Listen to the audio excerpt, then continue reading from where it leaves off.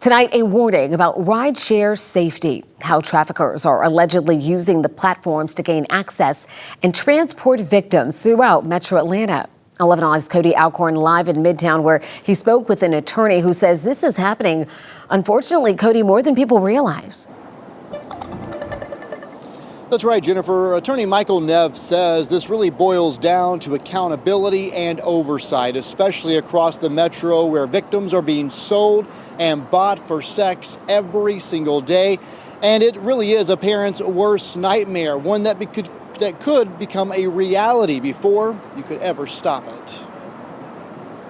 Halloween night 2024. A Uber ride was ordered by someone that was living in Clayton County to go pick up a rider up in Butts County. About a 70-mile round trip, attorney Michael Neff says should have never happened. The rider happened to be a 14-year-old girl who Neff says the suspect contacted inside her own home. Met this person on the internet. He says she was then convinced to sneak out hours after Halloween. And she went about a mile down the road to a convenience store that was closed, 1 o'clock in the morning. And no questions asked, was picked up by an Uber driver. A trip that would forever change her life. And driven 36 miles to this person's house that ordered the ride.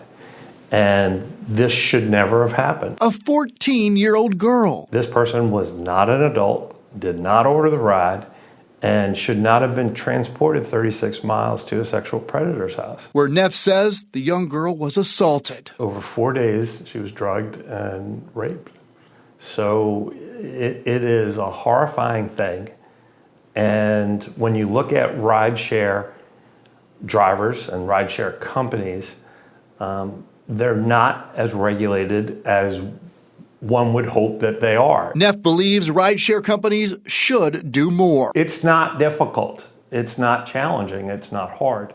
So Uber and Lyft could and should mandate their drivers to check if there's any doubt at all.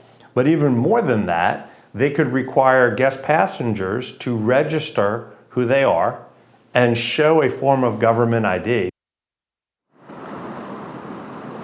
Neff is representing the young woman and her family we just mentioned in this case.